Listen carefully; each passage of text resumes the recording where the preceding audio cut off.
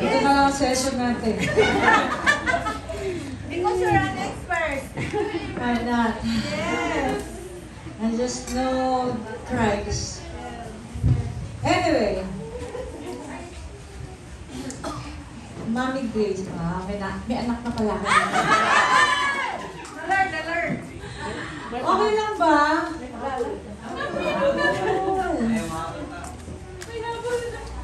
Okay lang ba yung mga praise pastors na active, na nagsiserve sa church, tapos may mga underground activities like Pastor Tibuloy? And how can we tell him na masama yun sa image ng church? What do you mean underground activities? Yung mga, yung mga football, mga chicks, underground, chicks, I believe, yung mga ganitong pastor, if they have underground activities, they're not really Christians. Okay. So, if you belong to this kind of church, ganito may mga activities, may mga illegal, alis na kayo. Alis na kayo? Ba't yung pinapilit yung sarili niyo? Huwag niyo nang sabihin na kausapin. Hindi na makakausap yung mga nas madilim. Prayer request for Les Ostero. Tumor in her breast and at the talk said it's cancer. She is in the hospital right now. Okay, so I will just tell my intercessors about this. Posible po bang di mas maisama sa rapture kapag di nakabayad ng utang?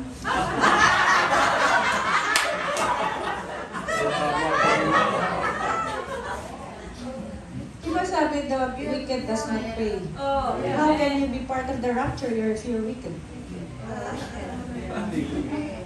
May mga tanong na yan. This is common sense, di ba? Why most teachers, pastors do not say clearly that if born-again Christians don't serve God and live in Him, that will end up in hell with all the unsaved people, and also Jesus described hell as a very terrible place to go, so we know about and we have to remind of it to tell others. Why? Simply because they're not knowledgeable. Why people perish because of lack of knowledge. The pastors can only preach on the level of what he knows. So if he will not go deep with the Lord, wala talaga kayong makukuha. Kaya nga, kayo nga mga members, huwag kayo mag-depend sa leaders. You seek God on your own. I've never been dependent on a leader. Never akong lumago sa loob ng church. So on my own, one-on-one. If you can do that with Paul, pwede naman gawin din sa atin yun eh. Amen. It's a matter of, if you have the desire, sabi nga nila, everybody that can come to the Lord. No! Ano sabi ni Lord? To those who are thirsty. So kung wala kang thirst, hindi ka talapit, mapapainom mo ba yung tao hindi uhaw? Hindi. So kung wala kang uhaw, hindi ka lalapit. Kaya nagde-depend ka lang sa leader mo. Huwag kang maging dependent sa leader mo, I tell you. Have your own. Walang nag-train sa akin.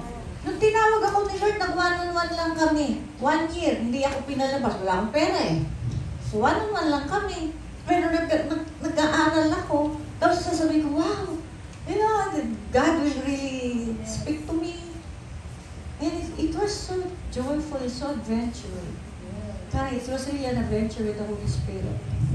And from then on, I depend on Him. Kaya nga nung sinabi ni Lord, i-release kita sa church. So, nirelease ako, nag-member ako sa isang church. So, nung mga bago, di ba, mayroong mga protocol. Yung mga bago, introduce yourself, may cell group, introduce ko yung sarili. What can you say? Nag-share ako. Lahat na mangha. Eh, nung sinabi ng mga nakarinig sa akin, nakaka-bless naman si Sister Grace. Pwede ba siyang mag-share sa amin ulit? Wala na. Nire-check na ako ng head pastor. Sabi niya, don't speak. Wala kang Bible school background. You have nothing. Okay. Nire-check ako. Lahat ng pinadadala sa akin ni Lord na church, doon muna ako. Nire-check ako ng leaders tsaka elders kasi wala nga akong Bible school background. You are treat to them. Yeah. Yeah. you do it by yourself. Kasi na-insecure na. Yes, that's it. So, yun po yung nangyari. So, I'm not dependent on the pastors. I'm on, si Lord. Tapos, syempre, may mga materials din ako like Brian Bailey, Derek Prince, yung mga David Wilkerson. Diyan ako nagbabad, pero hindi sa iba. Ayaw ng spirit ko. Pag ayaw ng spirit ko, nire-reject ko. Pastora, bakit may mga pastor na mahilig pa din sa chismis at naninira sa kapatid sa Panginoon tapos hindi marunong mag-sorry po? I believe, dalawa lang yan. She's not really born again, or two, wala siyang alam sa Word of God. Kasi when you know the Word of God, alam mo yung mali eh. Nakakikita mo yun sa Word eh. So it's either, marami rin po kasi akong na-meet na hindi talaga born again, na pastor. I've met a lot. Kasi sa pag-iikot ko, minsan may kausap ako, i-approach ako. Kasi minsan nakikipag-negotiate ako. Sabi ko, pwede bang mag-visit sa place nyo? Ano ka naman, head ka ng ministerial, maybe you can help me. Tapos biglang sinabi sa akin ni Lord, don't talk to him. He's not my servant. Okay. So, ibig sabihin, hindi siya born again. Marami po ako nakilalang pastor, hindi talaga born again. Nag-graduate lang ng school, nagkaroon lang po ng certificate, then after that, na-ordain sila. Na-ordain sila without asking the Holy Spirit sino yung o-ordain. Marami pong ordained pastors na hindi talaga born again at hindi tinawag. I met a lot of those. How can you be called a pastor kung wala kang congregation? Amen. Marami pa ako narinig, bakit siya pastor? Bakit siya inordain? Kasi pamparami ng bishop. Kasi yung bishop, gusto niya maraming pastors under him. Kaya pag at binabayaran, paki-ordain ako, bayaran kita. Yes. Ako may mga inordain ako, sabi niya, magkano pastor? Anong magkano? Hindi yan binabayaran. So, yun po yung mga false practices. So, alam mo, ang dami kasi talaga false pastors ngayon eh. Kaya, this is my passion really, para makarinig yung mga Kristiyano ng tama, nakaturuan. Hello po, Pastor Chris. Paano niyo po kinakausap si Lord at paano kayo kinakausap ni Lord? Dali lang. Okay. I started babad sa Word. Sa Word. Kasi ang calling sa akin, nagkaroon po ako na encounter kasi na-bankrupt yung business ko. I was consultant po kasi I was a career woman. And then, earning so much. And then, nag-venture po ako to put up my own company. Tapos, nagpunta po ako sa isang mayor kasi nga meron kaming kasosyo. Gusto namin kunin yung parking parang parking space doon na kami magme-maintain kami lahat, kikita kami. So, kinuha nung mayor yung 5 million, tapos biglang sabi niya, I changed my mind. So, sorry yung 5 million. Na-bankrupt ako. Wala nangyari sa company. So, iyak ako ng iyak. Then, finally, the Lord showed up. Nakita ko talaga si Lord kasi there were scales in my eyes fell off. The experience ni Paul. Pero nakita ko siya. Then from then on, kinausap niya ako. Sabi niya, Grace, give up everything. Di sabi ko, paano yun, Lord? Una-una sabi niya, itong condo. Ha? Sabi ko, Lord, ayoko. Try pa ako manap ng work and everything. Wala talaga sarado. Then, sabi ko, when? Babasa ako ng Bible. Then finally, I encountered Exodus. Sabi doon, the Israelites stayed in Egypt 430 years. Yung 430 years, boom! Parang nagrema siya. 430. May 430 days pa ako dito. Ganun pa. Siyempre, analyze mo. Biglang, inano sa akin, month. April 30. April 30, walis na ako. Kasi God will speak to us through the Word. From then on, nag-ano na siya sa Word. Then, doon ako nasanay sa Word.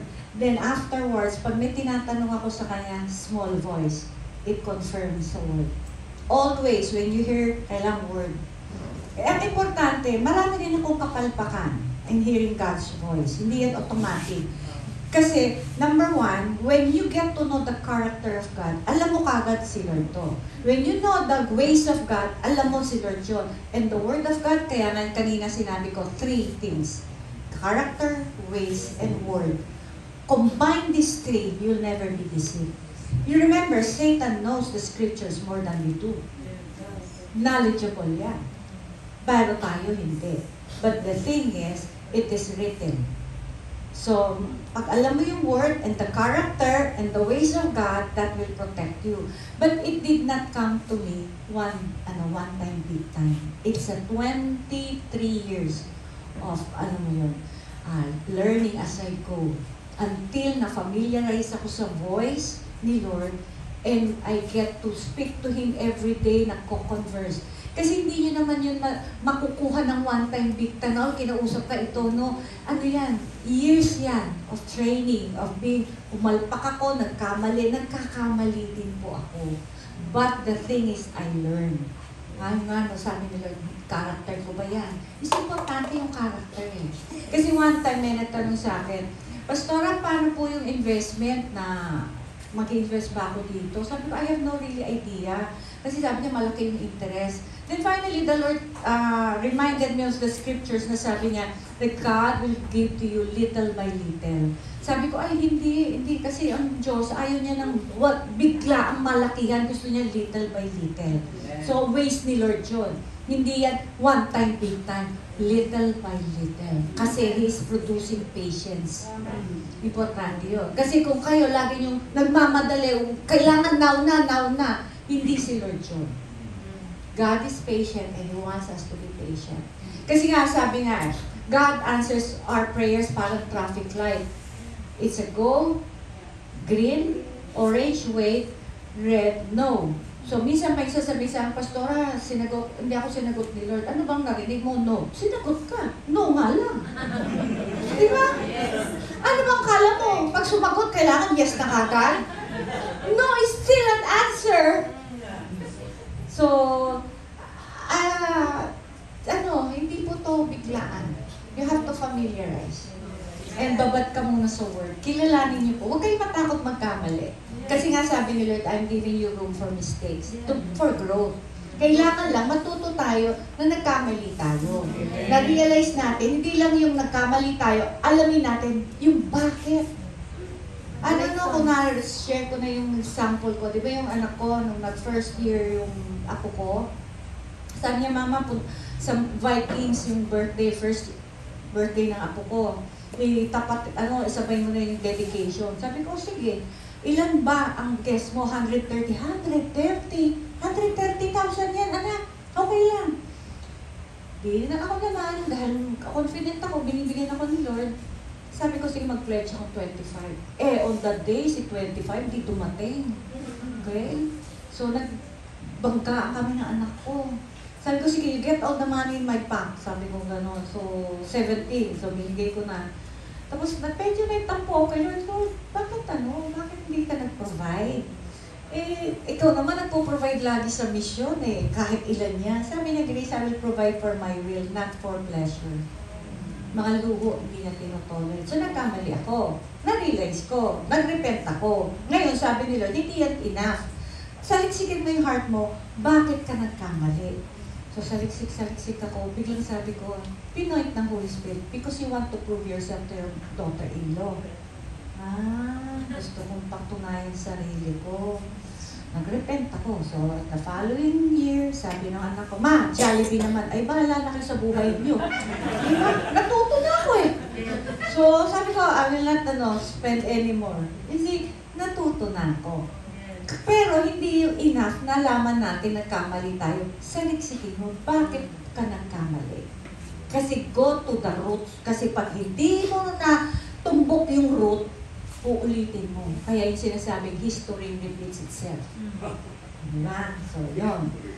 Okay? So, kailangan po matuto lang tayo. Anong dapat gawin sa isang member na tinutukso ang isang pastor? Kailangan ba siyang ipapalo up pa ba siya? Pati yung pamilya niya? Ano bang klaseng tinutukso? In what form? In what way? Greg ba na... Flirting ba? She's eyeing for the pastor. Okay. Yeah, Bakit nyo kailangan i-follow up? Anong gagawin? Yan ay... Well, kailangan, pastor and wife, you have to talk to this person na mali, ganito, Kung ano naman ganyan. ang pastor siguro. Tapos, and then, kausapin, pagka gusto pa rin, then something is wrong, kailangan i-entrust siya sa ibang elder na kaya siyang ano to, wounded to, kaya ganito. Wounded to, kaya naghahanap ng attention. Okay, wounded and lonely, baka may problem sa family. At the same time, yung family, alam mo yun kasi usually, pag ang family failed a person, member of the family, hinahanap niya sa labas. Attention. Yeah, attention. So, it is good to discuss it pagkausap, kasama yung wife. Para makausap, ito yung problema, napapansin namin that you are, parang meron kang ganito, ganyan. Okay? So, hindi po na-avoid yan. Kasi ako, may experience din po ako nagkagusto sa akin, elder namin. And have to remove him. Pero kung member siya, try to help. Pero kung hindi talaga lumalala, then I believe they need to address it among elders. Allow the elders to handle it, not the pastor. After talking with the pastor and the wife, then the elders will handle it. Okay. Maraming ganyan sa church kasi nga wounded. Gusto nila ng attention. Okay. So, kulang na lang. He just need more of Christ. Good afternoon, Sister Grace. Hindi lang ako magtatanong sa'yo. Okay. Buti naman. I always pray na yung message ni Lord ay, makukunan ng marami sa lahat ng leaders, lalo na sa mga tao na hindi pa nila alam ang utos ng Panginoon sa kanila. Well, that is my passion. That is why I really, passion ko yun. Kahit sa isang lugar, rejected na akong ginagawa ko. I'll be honest with you. Ang hinihingi ko kay Lord ngayon is who will help me in the financial aspect. Hindi biro sa akin to.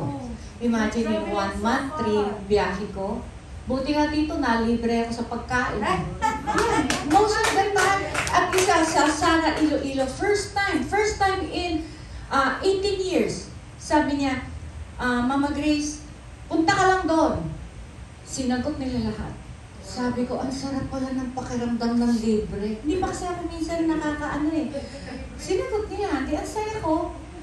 Kasi mga kapatid, may mga incidents sa buhay ko, sa mission work ko, okay? Sabi ko, may promise si Lord, hindi ako magkukulang. Pero sabi ko, ba't nagkulang ako?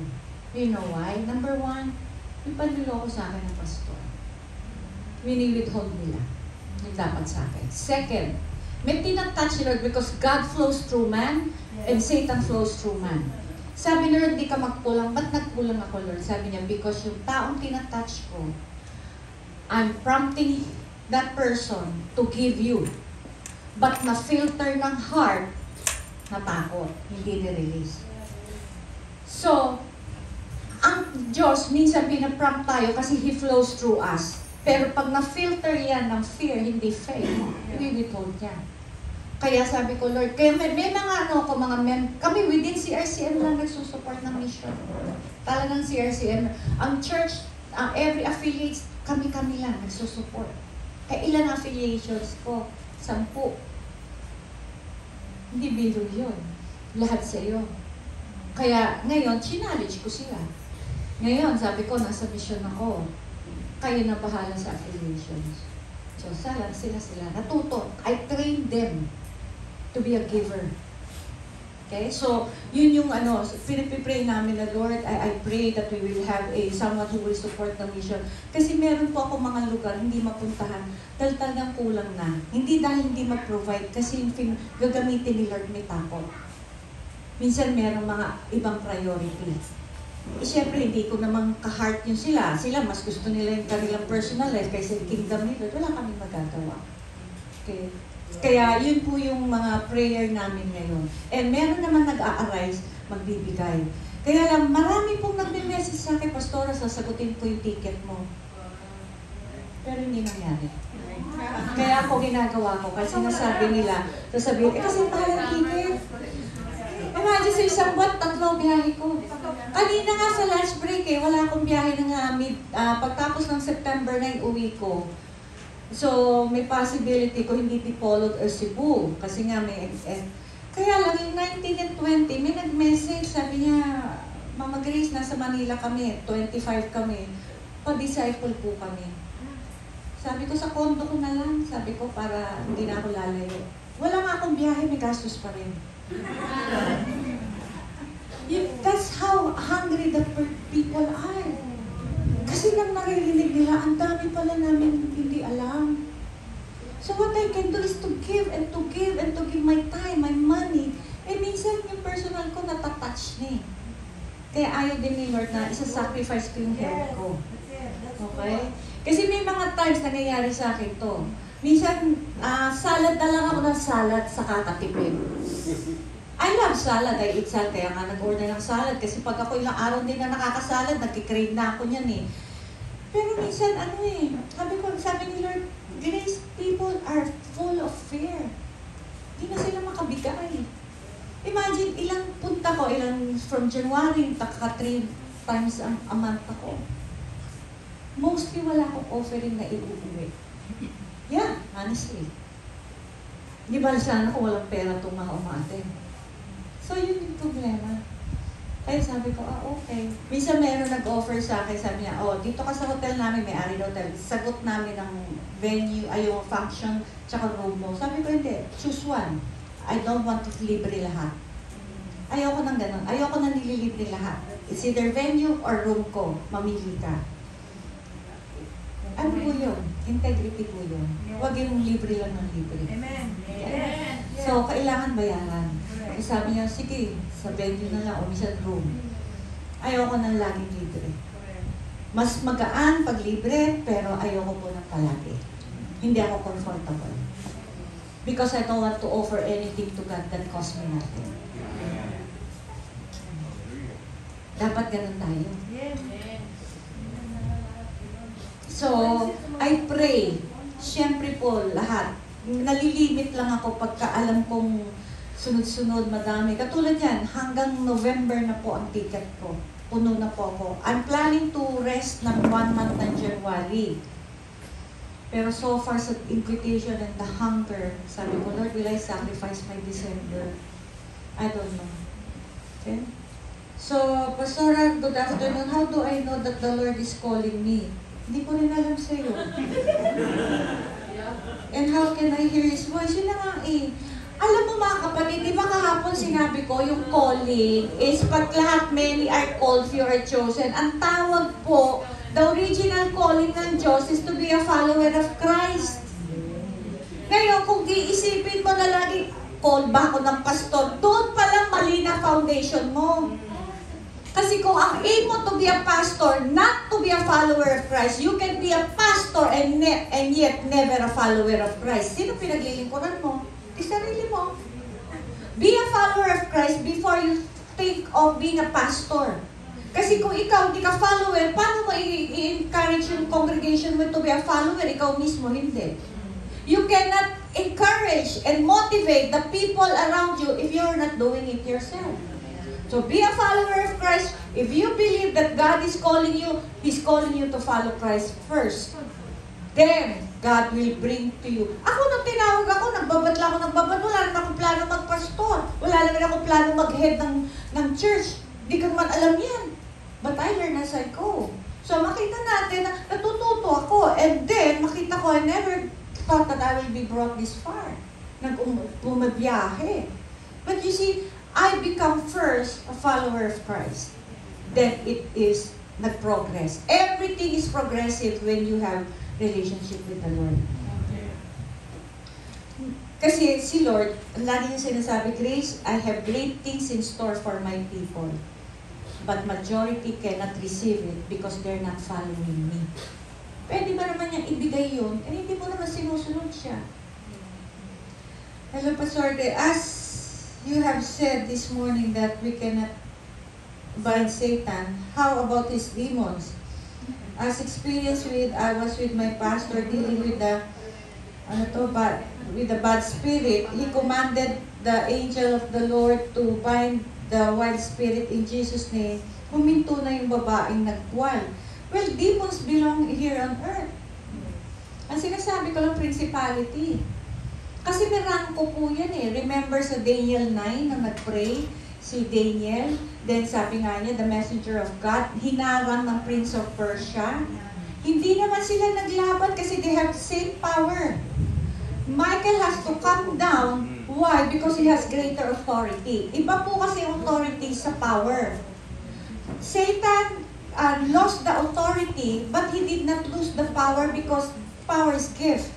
Kaya nga nung tinent niya si Jesus Christ, sabi niya, all authority was handed to me. Totoo yun, nung nag-disobey, binigay ni Adam sa kanya.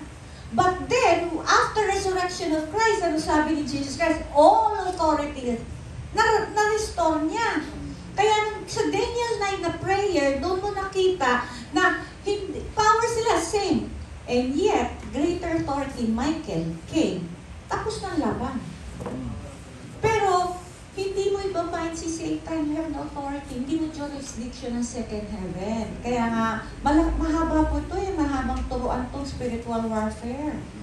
Kaya, isa yun sa mga, I hope I'll be given a chance to teach this siguro next year. Kasi next year na po ako babalik. Kung babalik ako rito. Okay?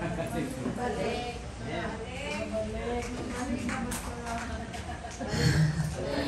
Tingin nyo kay Lord Hope sa akin.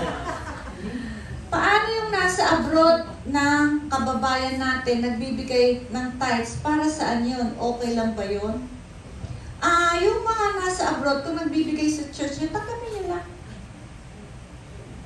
Kasi ang tithes and offering should go to yung needs ng church. And if the elders agreed na yung iba doon allowance ng pastor, okay lang yun. Okay. Wala namang problema tumanggap.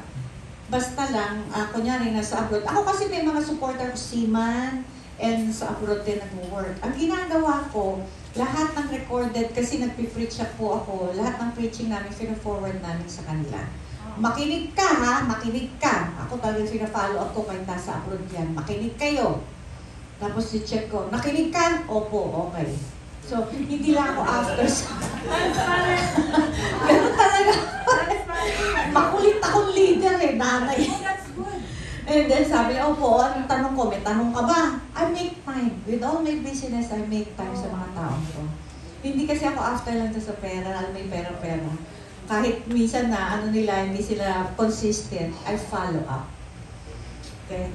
That's a good help though. And then, good PM po, Pastor Grace, ask lang po kung paano po yung member na hindi nagbibigay ng tithes. Kung tithes na naman tayo. Paano po sila pagpapalain ng Lord? Pero po, puro po yung mga hindi marunong magbigay na na message lang po sa mga pastors nila ng kagaya po ninyo. Marami pong salamat. Let them. If the member will not give, don't force. Because God loves a cheerful giver. Ako nga, hindi ako nagpipreach ng tayo sa church namin.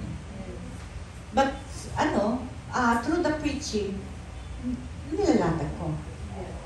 Physically, we need money. But we don't force. It's all up to you. I don't, basta sabi ko lang, kailangan unahin yung utang nyo. Iba kasi yung loan, magbangko, meron kang collateral, iba yun. Okay? Pero yung mga utang-utang, pautang naman 1,000. Basta, bayaran nyo muna. Kasi syempre, yung member, nangutang ka ng 1,000, tapos nakikita ka offering ng 2,000. Siguro sasabihin ng God, ba't hindi ako inuna nun? Diba? Syempre, nagpipray din yung may utang ka may iyak din yun So, unahin mo yun. Then secondly, kung walang makain yung pamilya mo, unahin mo yung pamilya mo. Then third, magpatawad ka muna. Diba sabi, iwan mo muna yung offering mo bago ka magbigay ng offering, mag-reconcile ka muna. Kasi conditions are biblical. Kaya lagi sinasabi, pag na-meet nyo na lahat ng needs na to, then magbigay kayo, you're so welcome. Pero huwag nyo sasabihin na hindi kayo pagpapala dahil hindi sila nagbibigay. No, never do that. ever say that? Because, alam mo, mga kapatid, hindi pa sila nabigyan ng light and understanding what it means to give. Ngayon, kung talagang ayaw nila magbigay, but don't give up through the preaching of the gospel, baka makonvict.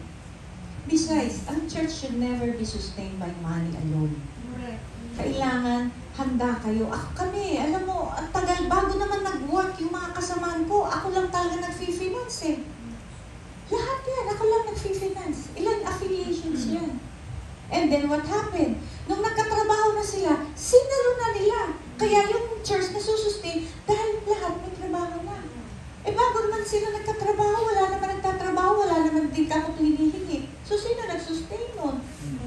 Imagine lahat yun. Kaya pag iniisip ko, I look back, paano yun? Paano nasustain yun?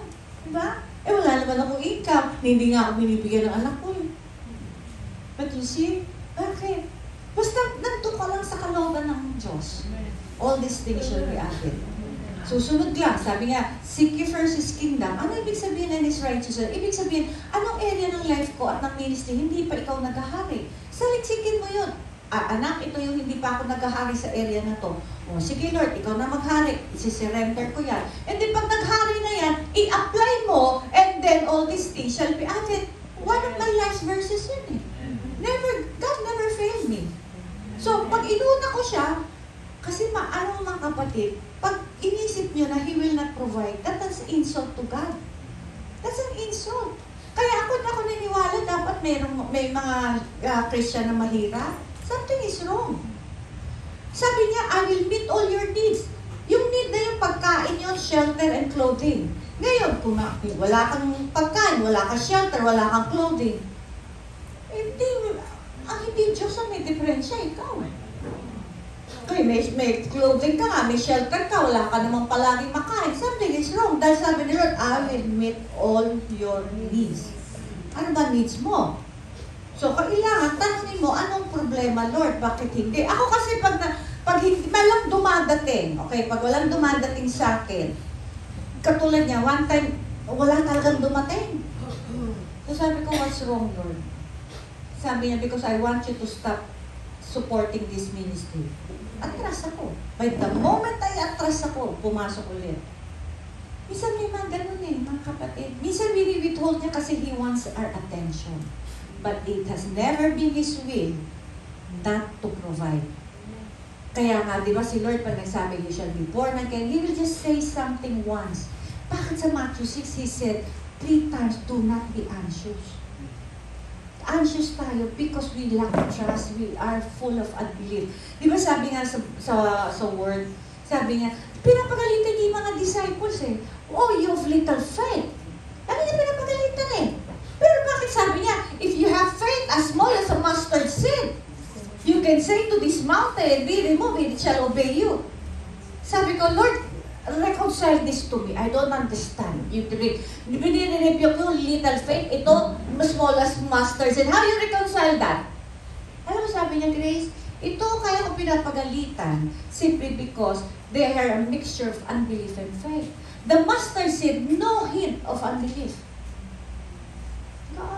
Okay. So, every day, we are challenged between faith or unbelief. It can be mixed. How do I know? Remember the Father who approached Jesus Christ after the Mount of Transfiguration? He approached. He had faith to approach Jesus Christ. Pero ano sinabi niya? Help my unbelief. So, it can have mixture. But the problem, the question, who wins? Unbelief or faith?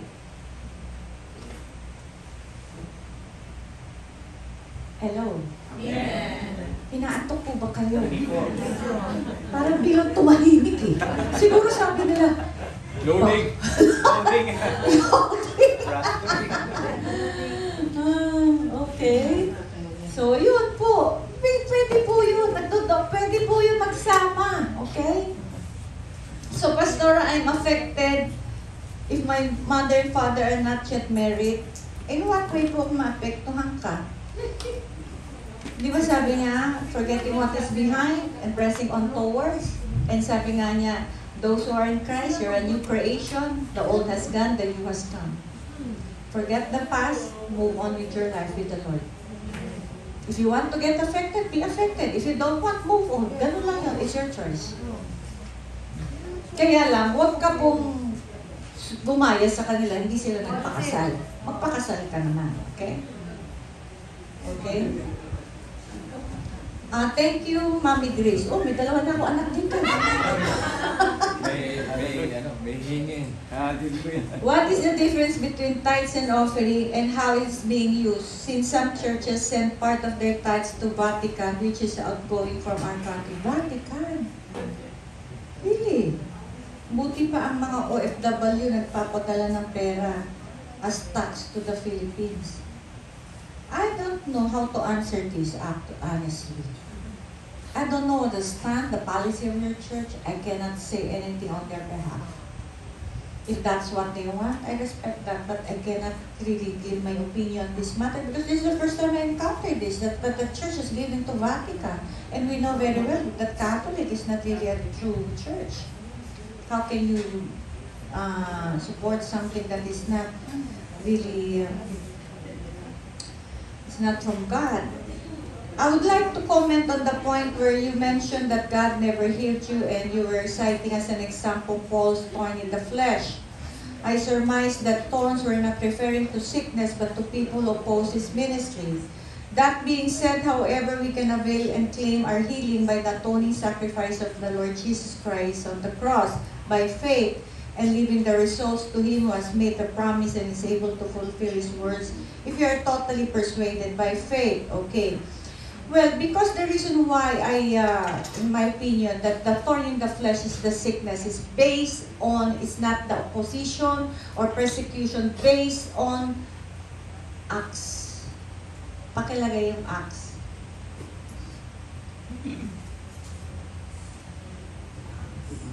Ano? Acts. Okay. Acts. And see now, I go bound in the Spirit to Jerusalem, not knowing the things that will happen to me there, except that the Holy Spirit testifies in every city, saying that chains and tribulations await me. But none of these things move me, nor do I count my life dear to myself, so that I may finish my race with joy, and the ministry which I received from the Lord Jesus to testify to the gospel of the grace of God. If Paul is not moved by persecutions, tribulations, then how come he will plead that the thorn be removed from him? Sabi niya, I'm not moved by this. So sabi ko, ano yung thorn? Galatians 4. And even though my illness was a trial to you, you did not treat me with contempt or scorn. Instead, you were welcoming me as if I were an angel of God, as I were Christ Jesus Himself. Where then is your blessing of me now? I can testify that if you could have done so, you would have torn out your eyes and give them to me. So with these two scriptures, what is the thorn? Kasi sabi nga persecution daw yan at saka opposition ng tao. Why would Paul wrote that none of this move me and yet plead with God to remove the thorn? Sabi nga niya, I don't value my life anymore. Pero ano yung hinihingi niya? Because naano siya sa mga tao na, alam mo, baka iilan sa kanyang eye condition. And this is only the revelation that God has for me. Kasi sabi ko, Lord, are you going to heal me? Sabi niya, yes, Grace. Kasi I've been pleading. Tapos binigay niya sa akin, just like Paul, he pleaded with me the thorn in the flesh. So sabi ko, di ba persecution yun? Binigay niya sa akin, ito, yung acts.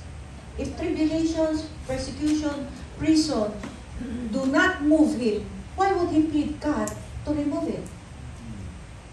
You see, that's the beauty about knowing the whole counsel of God. You cannot conclude something out of what? Ito po yung kailangan may tinanong, ano, Lord, bakit ka magpiplead siya ng alisin ng thorn? Eh, hindi nga siya napapektuhan nun eh. Diba ikaw lang hihingi ka na maalis dahil naapektuhan ka? Eh, yung ito nga hindi siya naapektuhan eh. Why would he plead? I believe it is the eye condition that he had. Naiilang na siya kasi nahiya siya sa tao na baka na naapektuhan na yung acceptance niya sa kanya. It is a thorn in the flesh. So healing, yes, by faith. But there are people God chose not to heal for His purpose. The old covenant healing is part of the blessing. But in the new covenant, spiritual blessing. Buhay ko na lang eh. 2012 pa lang ako, gusto na ako i-bypass eh. Tapos 2016, namatay anak ko. 2020, na heart failure na naman ako. So makikita mo, did I plead? Of course, many times. But he did not. Not because he doesn't want. May purpose siya.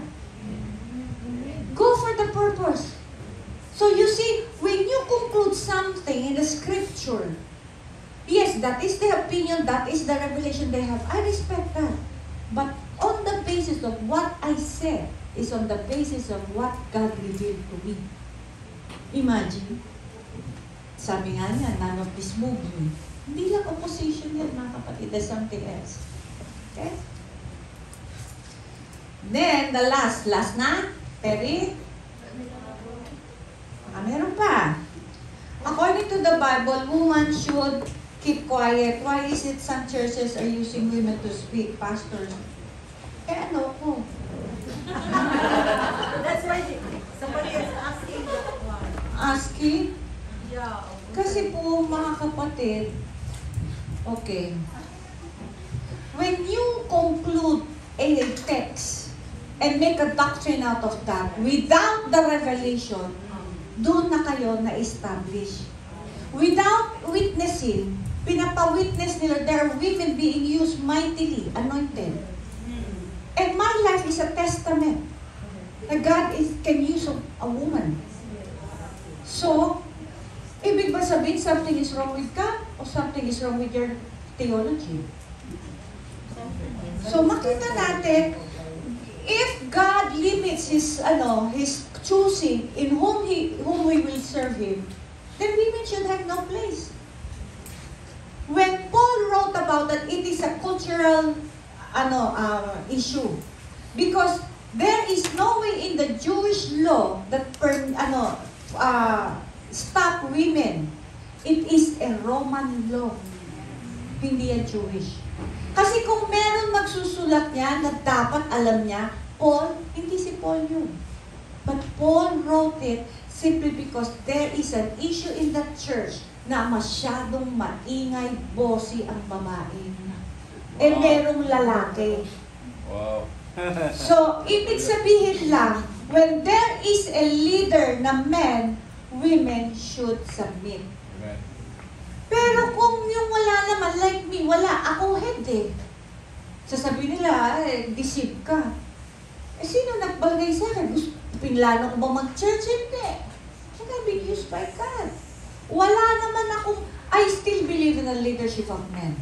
Kung meron lang, ibibigay ko. Hindi. Wala eh. Sa amin yung mga men, biglang matatampuhin pa.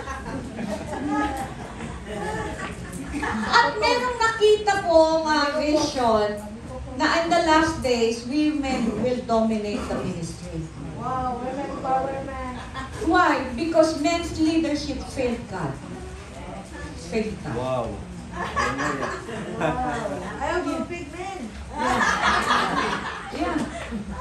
Not because pag nag-fail ang leader, hindi naman kailangan maghintay ang Panginoon may ipanganak pang lalaki. Kaya kailangan, I mean, he used Deborah. Marami po sa scriptures, in the New Covenant that God used women. Okay? So, hindi ko ibig sabihin na women's leadership did not fail God. They do. We are capable of failing God. But, the thing is, kung wali available, di hanap siya ng iba. Hindi mo niya kailangan maghintay eh. I still believe in the leadership of men. Pero nung sinabi sa akin ni Lord, kasi tinanong ko, Lord, ba't nagdo-dominate ang babae? Because sabi niya, when men fail me, I will raise up women. Not unless na ang mga listener. Kasi meron pong mga pastora, ang husband niya, nag-work. Yun na nagsusustain. Okay lang yun. Pero as much as possible, kailangan talaga leader ang lalaki.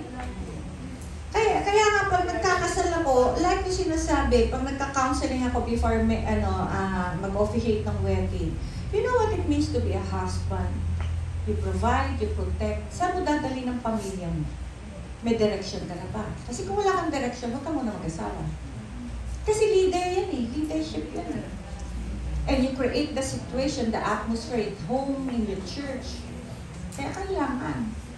So, I still believe the leadership of men. And if men will not arise, there will be women who are more than willing. Okay?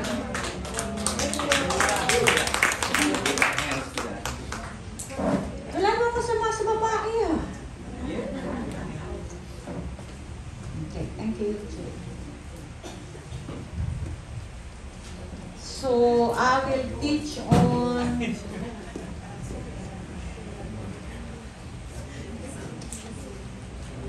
biblical view on predestination, hell, and money. Kasi po marami po nga maling katuruan about predestination, hell, and money. Okay? Especially sa itong predestination. Individual person are destined to be saved and others are not to be. That is wrong. God has not destined anyone to hell. Sabi nga niya, gusto niya lahat maligtas. Di ba sa Peter?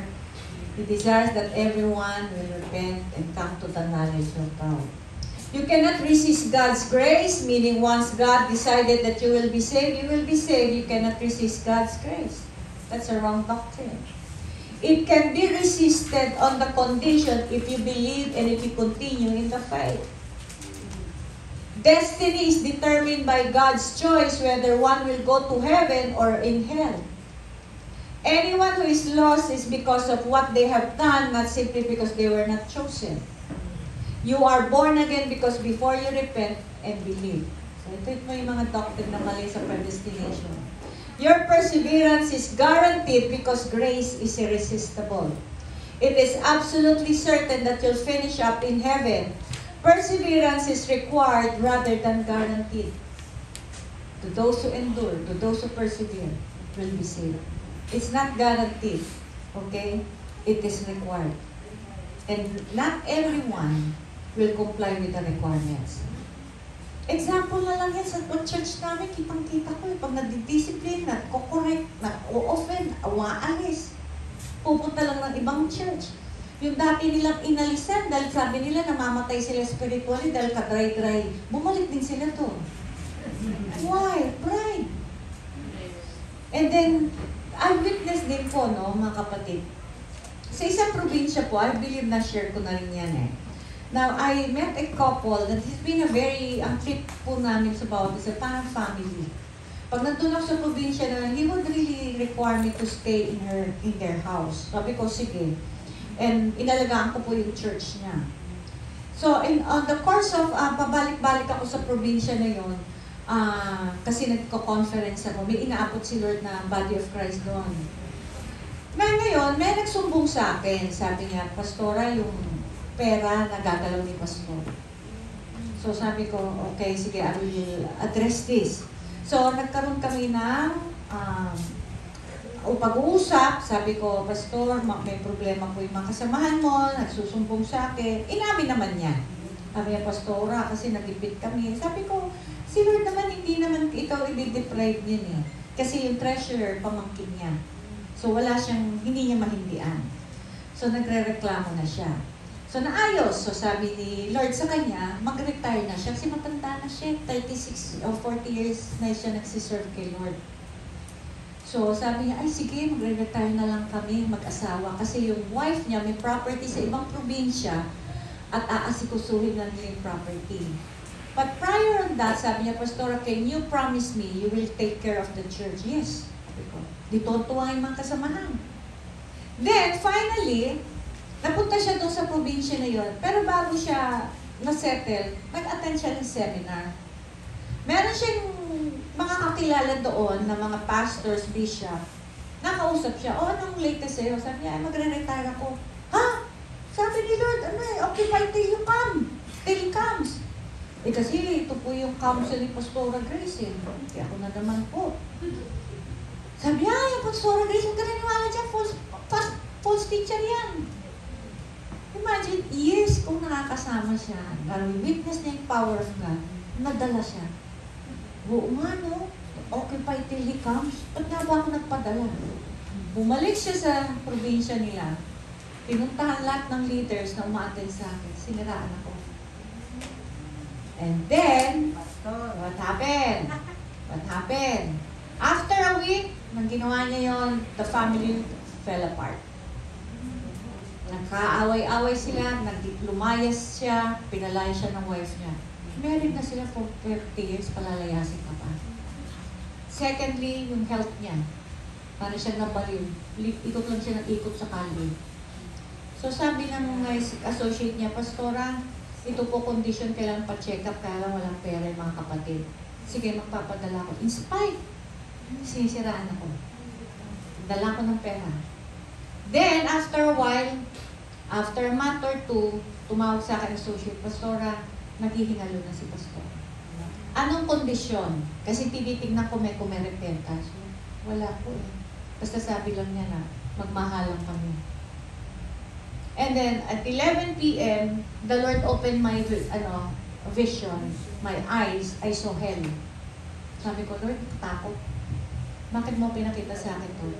Doon siya pumunta. Then, I received a message, wala na si Pastor. So tell me, is that God's will? No. Is that one saved, always saved? Serving God for more than 40 years. I went to hell. And then another testimony. An elder who's been very faithful in serving God, 5 a.m. pupunta yan ng church para magdasal. Talagang faithful. Kaya lang, pagtapos niya magdasal, pupunta siya, almusal niya, pupunta sa mga kapatiran, chichismis yung pastor. Pipintasan, sisiraan. And then, there were times na namuwar na siya. Hindi niya pinapakinggan. One time, she was driving her car, lumipad sa puno. Walang bagyo, walang hangin. She was killed instantly. She was an elder serving God for more than 30 years. Kaya yung bibig natin can bring us to heaven, can throw us to heaven. Now, sabi ko, Lord, what happened? Di ba sa Proverbs 17? An evildoer take heed to a lying lips. Madadala ka, pag evildoer ka, madadala ka ng kasinungalingan. Na-witness niya yung power of God sa life ko eh. Nadala siya ng isang paninira. So, akala niya, yung good works niya will save him. No. It brought him to hell. Naiyak ako noon. Kasi mahal ko yung guy eh. Mahal ko siya eh, parang kapatid. Sabi ko, Lord, talaga nanghina ako noon. Sabi ko, Lord, what happened? Sabi niya, tell my people, do not rely on because they have accepted me and they're going to heaven. No. The important thing is, sino sila at the present. That's the reality that God did not predestine anybody to hell and to heaven. The conditions, abide in the vine, become an overcomer, remain in Christ, go on believing. This is not salvation by works, but by salvation by continued faith. There is a dynamic relationship between human beings in the Bible. We are not created to be robots. In 1 Corinthians 3:6-7, I planted, Apollos watered, but God all the while was making it grow, and He gave the increase. Very clearly, kahit anong pilit mo sa pakaka-preach, pag hindi pinalago ni Lord yan, hindi yan lalago. So neither he who plants is anything nor he who waters, but only God who makes it grow and become greater. You see, when God gives you increase, si Lord John, hindi yung pinilit mo magpadami. Marami pong ministry ngayon nagpapadami, it's not from God. Kaya nga ito pa, Hebrews 6:1-3, therefore let us go on in God get past the elementary stage in the teachings and doctrine of Christ, the Messiah, advancing steadily toward the completeness and perfection that belong to spiritual maturity. Let us again be laying the foundation of repentance, abandonment of dead works, dead formalism, and of the faith by which you turn to God. With teachings about purifying, the laying on our hands, the resurrection from the dead, and eternal judgment and punishment. Sabi niya, ano na natin yan? Parang let's move on sa mga doctrine, sa mga teachings. Kaya lang, verse 3, dito ako na-surprise. There are all matters for which you should have been fully aware long ago, if indeed God permits. With these two verses, God determines if you will move forward with Him or not. You see that? Kaya mga kapatid, you cannot say lumalago ka kung hindi ka pinalago ni Lord. Kahit ang tagal mo na sa church, you can still go to Him. Kaya kita mo, if indeed God permits, we will now proceed to advanced teaching. Kung hahayaan ni Lord, mag-a-advanced teaching kayo. Pag hindi, hindi. I've been with my kasamahan. Lahat na powerful teaching ay yet walang paglagot. Wala na bago ang buhay, wala. And yet baba. It's not the preaching, the anointed preaching. It's the heart. Kaya nga sabi niya, Psalms 25:9, He leads the humble in what is right, and the humble He teaches His way. Sino daw tinuturuan ni Lord? Humble. How do you measure if you are humble? You obey. Who is the man who reverently fears and worships the Lord? Him shall He teach in the way that he should choose. Kaya nga po, the secret of the sweet, satisfying companionship of the Lord have they who fear, revere, and worship Him, and He will show them His covenant and reveal to them its deep inner meaning. So makita natin, tinuturuan niyan mag-move forward sa Kanya yung mga humble, teachable, tumatanggap, kahit anong sakit. Aray, ang sakit! Pero sige Lord, ako yan. Do you be honest before God, Lord, ako to, kulang pa pala. Or, hindi ako yan. Sayang, wala si sister. Diba? Minsan, marami tayong ganyan eh. Okay. Now, this is the lesson about Jeremiah, the potters. Where God sent Jeremiah to the potter's house to learn a lesson of a potter and a clay. The potter had every intention to make the clay to a beautiful vase, but the clay would not run in his hand. So he put back the clay to the lamp and back to the wheel and make a thick, crude cooking pot. The lesson here is the potter predestined the clay to be a beautiful vase, but the clay would not run in his hand. That's why he made it to a crude pot. That's predestination. It means, literally, that God had decided a destiny for you and me, but does not mean He will force it on us. Remember the Israelites, sabi niya, I will take you out of Egypt and bring you to Canaan, the promised land. He was able to deliver them from Egypt. The first 2 years was God's will. The 38 was not. Tigas na ulo eh. Hindi niya naitawid ang mga Israelites. Not because of his lacking, because of the stubbornness, unbelief ng mga tao. Only 2 was able to cross over. You see that? So, kalooban niya yung 2 years. The 38 years, hindi. Wala silang sinabi, kaya unbelief will hinder you to the promised land. Wala eh. Pinakitaan na sila ng himala, pinakistaan na sila ng kapangyarihan, kalwalatian, wala pa din. So miracles do not guarantee that it will create faith. The only way that it will create faith, because the foundation of our faith is relationship with the Lord. Amen. When you don't have relationship, then you will be full of unbelief. You may be part of the ministry, part of the church, and yet you're full of unbelief. Kaya walang pagbabago, pati buhay, walang kaginhawaan. Kaya importante, Lord, am I growing? Marami po kasi maki-start, iiyak. Pag uwi, wala na. Nakalimutan yung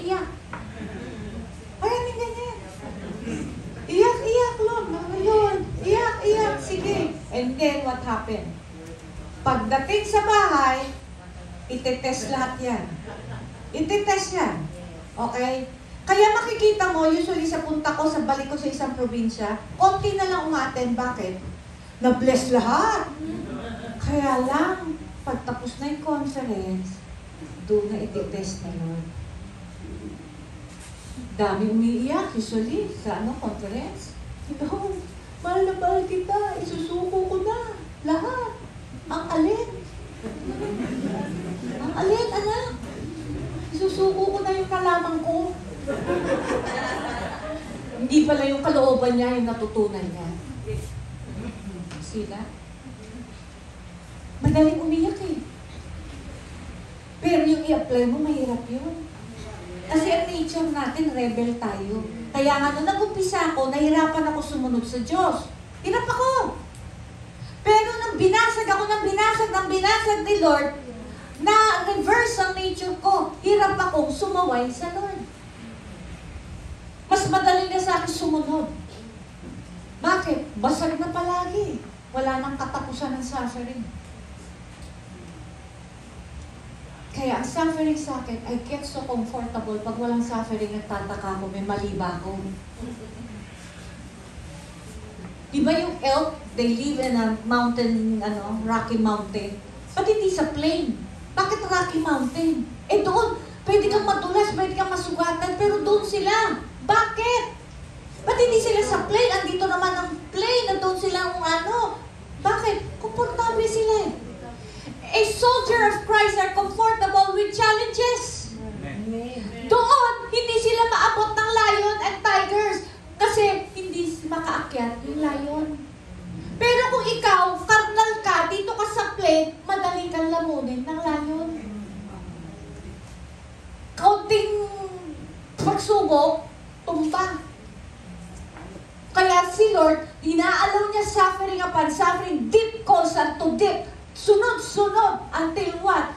Suffering becomes part of life. Nagiging komportable ka na minsan may discomfort ka, syempre masakit kasi nabasag ka na, babasagin ka pa. Basag ka na, hindi pa na kontento. Sige lang. Until finally, you release everything. Walang nabago sa circumstances mo, pero kumaan ang loob mo because you submitted to God. Thy will be done. Yan ang gusto ng Diyos sa atin, to become a beautiful vase. Pero hindi tayo nagpapasakop sa proseso niya, nagre-resist tayo until what? Itong clay na to, naging crude pot. Alam mo yung palayok? Dapat vase siya, nalalagyan ng flowers. Kaya hindi siya mag-submit sa hand ng potter. Kaya sabi niya kay Jeremiah, bumalik ka sa potter's hand. Kasi tumigas na siya as clay. Basagin, ginawa ng potter, binasag niya ulit. And then what? Minomold na naman yan.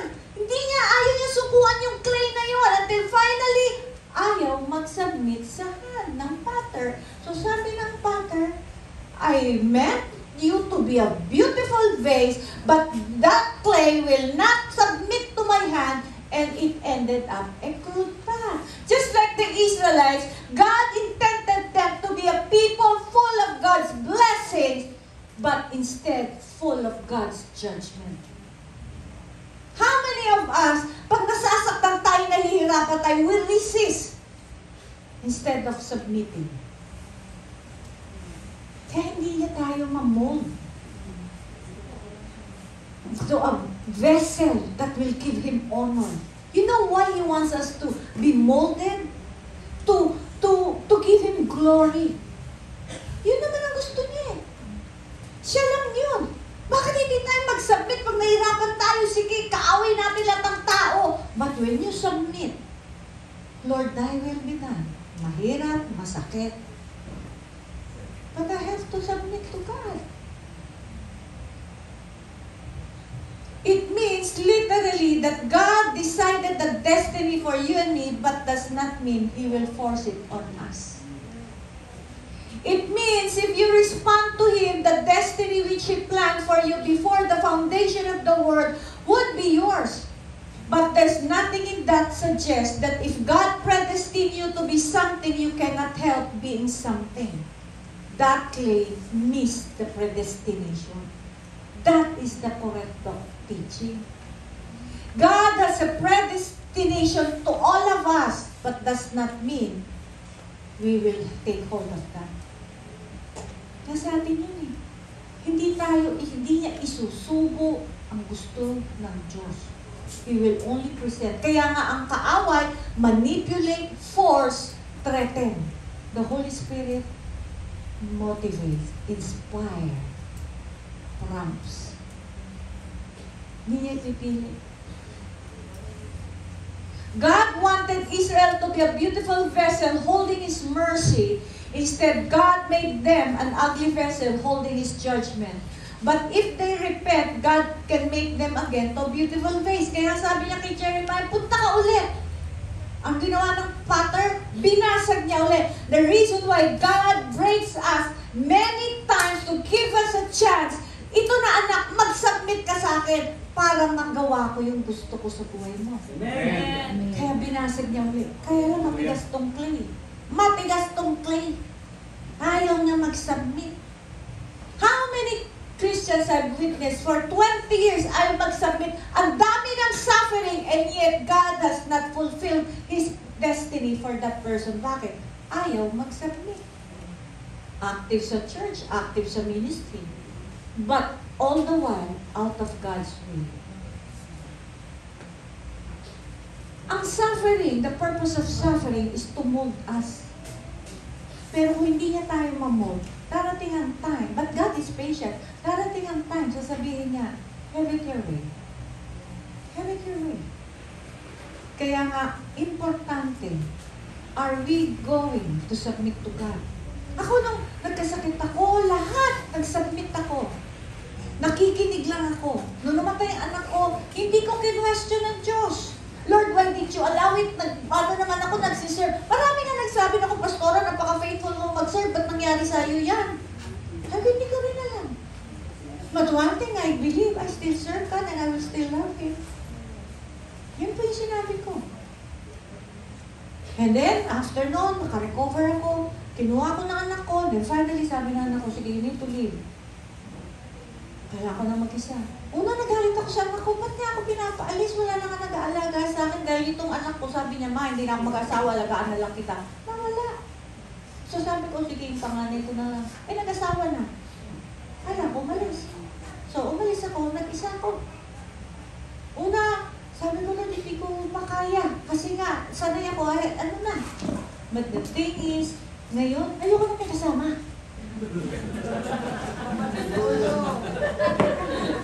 Nananahimik ang buhay ko. Okay? Alam mo, minsan meron ako mga pupunta sa akin, mag-stay 1 day, 2 days. Pag sila nakakaramdam, kailangan na namin umalis. Si Lord na pinaprom sila, malis na kayo. Kasi time ko yun kay God eh. Amen. Laging-laging kami Lord. Ano Lord, hindi ko kaya kasi the Lord speaks to me. Mga revelation niya, madinadaanan ko, umiiyak ako, I cried a lot of tears. Kasi I'm in pain. I'm always in bodily pain. Tapos ang dami ko mga challenges, mga persecution, lahat. Tapos sasabihin ko, sige Lord, kung ano gusto mo accomplish mo lang. May times, nag-birthday yung apo ko. Okay? Nag-birthday yung apo ko pag uwi ko ng General Santos. Kaya lang bumagyo nga sa amin, di ba, sa Manila. Hindi ako nakapunta. Eh, sila pupunta ng Batangas to celebrate. Eh, sabi ko, hindi man ako makakasama dyan. Sabi ko, pagod ako.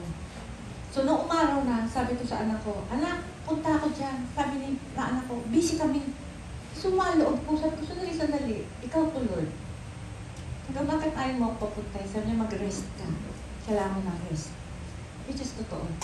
Because I only have 12 days to rest. Ilang days na naman mawala. From here kasi pakulot ako. Then only had 10 days again, Iloilo, tas Pavilla. Sabi niya, you need rest more. Sabi ko, namimiss ko na yung apo ko. Sabi niya, you will see them in time. Nag-submit ako kay Lord. Kasi may mga times, i-deprive niya sa akin lahat to. Pero sasubmit na ako kay Lord. Okay? So makita mo mga kapatid, pag kilala nyo ang Diyos, hindi sasama ang loob nyo sa tao. Pwede naman sumama ang loob ko sa anak ko eh. Pero hindi ko tinitingnan yung anak ko, tinitingnan ko, ikaw tuloy. Ikaw tuloy. Kino-close mo to. Because you want me to rest. Di may balik-baling friend ako. Friend, hindi pa ba tayo makikita? Paalis na siya. Kasi galing siya Australia, paalis na siya ng 19. Naku, sabi ko, uwi ko palang 18. So sabi ko, nagpipray ako, Lord, punta mo, meet ko yung friend ko. Tapos sabi nila, may pera ka ba? Wala. O, di manahimik ka dyan. Even that. Sabi ko, Lord, even this, magpahinga ka. 3 times, ganun si Lord sa life ko. Stricto. Okay? Isa nga merong mami ko, may ni-refer na pastor from the States. Gusto niya, mag-asawa ka para may mag-alaga sa iyo. Ako naman nung that time, sige na nga. Kaya lang bago pumunta rito, namatay.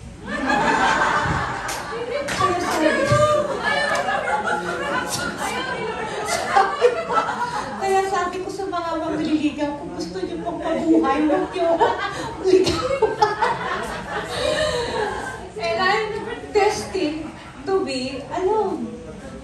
I will never have this kind of revelation if I have a husband. I will not stay able to do this. Kaya ito po yung life ko. Kakaiba, no? Kaya sabi ng mga kaibigan, ang weird mo. Weird. Tapos sabi niya, abnormal ka. Oo, abnormal talaga ako. I'm not normal. But I'm so normal in the kingdom of God. Kayo.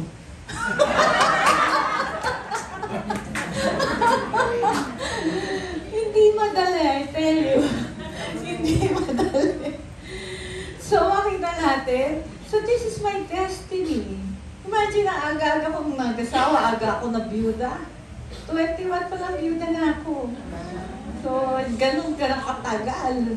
So, never had any, sabi ko, Lord, may mga attempts nung hindi pa ako Christian, but God did not allow. Kasi pag mag-asawa na ako, ayoko pala. Ganun.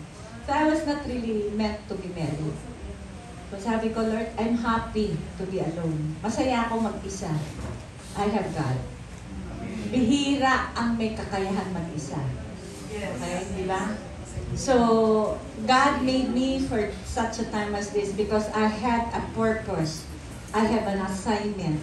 I need God's presence. Kaya, the way you surrender your wants, your plans, and desire is the degree that He will meet you. Okay? Kaya, yun po yung buhay ko. Kaya, I'm so open. Sabi ko, Lord, kaya I have friends. Okay? In your study of predestination in the Bible, it's not much about you are chosen for salvation, but for being blameless and holy and for service. So remember, we are destined to be holy and blameless and for service. Yan ang predestination natin dito sa lupa. Ngayon, kung ayaw mo maging blameless and holy, para paglingkuran siya, hindi na niya tayo pipilitin. Okay?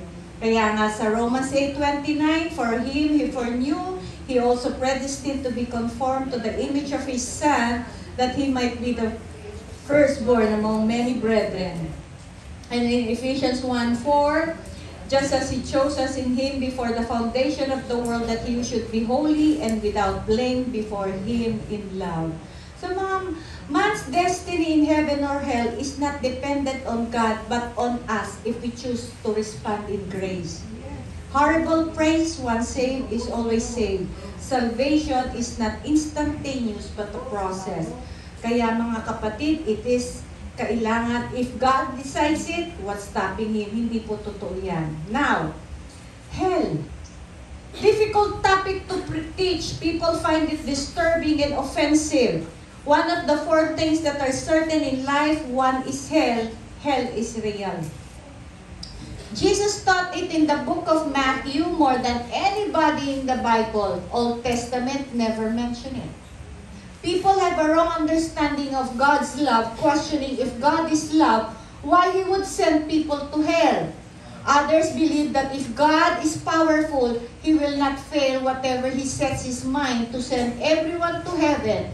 He can achieve that because His power is able to do that.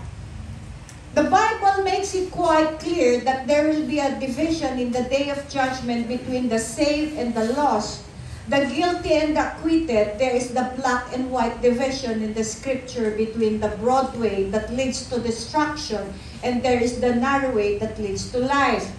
The greatest tragedy that can happen to a human being is made in the image of God, made to serve God's purpose, and has so perished that God cannot use that person. The phrase "go to hell" was never used in scripture, always thrown in the precisely what you do with rubbish, throw it away. Matthew 5:22, but I say, if you are even angry with someone, you are subject to judgment. If you call someone an idiot, you are in danger of being brought before the court. And if you curse someone, you are in danger of the fires of hell. You see? Our mouth can throw us in hell. James 3:6, and among all the parts of the body, the tongue is a flame of fire. It is a whole world of wickedness, corrupting your entire body. It can set your whole life on fire, for it is set on fire by hell itself. You see, the lips can throw you to hell.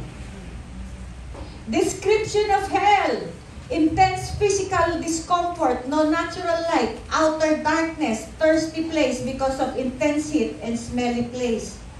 Mental depression, weeping and gnashing of teeth, meaning sorrow and anger. When you know the chances you have and miss them and then can never have them again. There's a mixture of pity and sorrow, angry with yourself and angry with God. Moral depravity, lost image of God. Every crime and vices is practiced. No goodness, no kindness, no patience, no love. People must realize when they choose to live without God, they choose to live without kindness and goodness. All the good things man is capable comes from God. Social deprivation, being a crowd and still lonely because you feel nobody cares, nobody loves you. Everybody in hell will feel that way because love and friendship will not be there because only God can make love possible. Sabi nila, yung mga atheists, yung mga sabi, sanay naman kami sa hell kasi dito we don't believe in God. If you're here on earth, there is so much still the presence of God. Ang hell, totally wala. Spiritual desolation, no prayer there. What is the point of prayer when God is not there? The worst thing about hell is God is not there. Others says that's not bad because they are now living without God. No, you're not. In the world, nobody's living without God. His Spirit is still touching people, still pleading, still restraining others to be bad as they can be. But when God takes His hands off, the result will be horrible. Kaya nga sa Romans 1, when man gave up on God, God gave them over. When man gave up God, God gave up man. If God gave up on you, you will never be a better person. You will become worse. No one knew how much restraints there has been in our life through the influence of the people around us. Sometimes you discover yourself when restraints come off, especially when nobody's looking. Most teaching comes from Jesus, not Paul, not Peter. If you look carefully on the context of every warning, you discover that two of his warnings are given to born-again believers. Twice, he warned the Pharisees. Hindi niya winarn ang mga unbelievers. You fear him who can destroy both the body and soul. Kaya nga, di ba tingnan natin sa rich man? The rich man sa Luke 16 has not committed a crime, no vice, and was not a bad man. He spends money on himself, self-indulgence. He was indifferent to others. Wala siyang pakailan, di ba? May pulubi sa harap, sa ano niya, malapit sa kanya. Wala siyang pakailan. He was indifferent to others. He was independent of God. He was not a great sinner, but that is enough to decide his eternal future. You don't need to be bad to be thrown to hell. He never thought his life beyond the grave. Mga kapatid, consider your life beyond the grave. The saddest thing is to get into the end of your life and feel you have not achieved anything worthwhile, nothing is gained. There was a man who accepted Christ, repented, accepted Christ, he was dying, he was crying. Sabi ng pastor, why are you crying? Are you not sure that you're saved? I know I'm saved. Why are you crying? Because one, I know I'm about to face my Savior, my Creator, and I have nothing to present. All his life, he lived for himself. Itong rich man, tingnan natin ha, he spends money on himself, self-indulgent. He was indifferent to others. He was independent of God. He was not a great sinner. Wala kang inano to eh, sinulat na adulterer, murderer, hindi. Wala. But that is enough to decide his eternal future. He never thought his life beyond the grave. Minsan may nagsabi sa akin, Pastora, I'm a good person. You know what? There are a lot of good people in hell. Your goodness is not enough. So, consider hell. Consider life beyond the grave. Ang masakit, Kristiyano kung matagal na punta ka lang ng hell. Kasi puro ka paninira. Money. How we manage our money shows how much we love God. It has a spiritual connection. Big lie, secret to happiness is money. What man really wants is freedom, security, power, respect, and all these demand money according to the big lie. Biblical view on money, getting, earn, but not at the expense of our body, mind, and spirit. Wala pong crookedness. If you want to earn more, don't use deception and lying. At tayo mga Kristiyano, hindi tayo dapat gumagamit ng mga, yung minsan sa LTO, sa government, magbabayad ka, magpalakad ka. Ang tawag doon? Yun, mga fixer. Don't do that. Don't do that. Lalo na may mga Kristiyano, ang trabaho fixer. Minsan meron pa nga mga nagmomotor. Dami sa probinsya sa Mindanao. Lahat sila nakamotor, mga pastor. Nakaregister ba yan? Yung iba, wala kang lisensya eh. Ba't kayo nagmomotor? Alam mo, one time, so I renewed my license, driver's license. Sabi ko, Lord, alam mo naman, ayoko nang maiyak. Ang pila sa LTO. So, tinulungan ako ng anak ko. Sabi niya, online na lang yung exam. So, online. Tapos dinala niya ako sa exam. Sabi ko, ayoko dito sa Marikina, doon ako sa Quezon City. Sabi ko, Lord, kailan ako pupunta ng LTO sa Robinson? Sabi niya, wait. Pagdating ko ng Robinson, after a week, pumunta ako, walang 15 minutes, tapos ako. Yung dati nagkakagulo sa vaccine, di ba? Minsan meron daw 2 hours ang vaccine, mga vaccine, 2 hours daw pumila. Eh, sabi ko, Lord, ayoko ng mga ganyan. Kasi nga sa medical condition ko. Dinala ako ng anak ko. Sabi niya, Mama, dito ka sa Marikina. Okay dito. Okay. Dinrap niya ako. Hanap lang ako parking.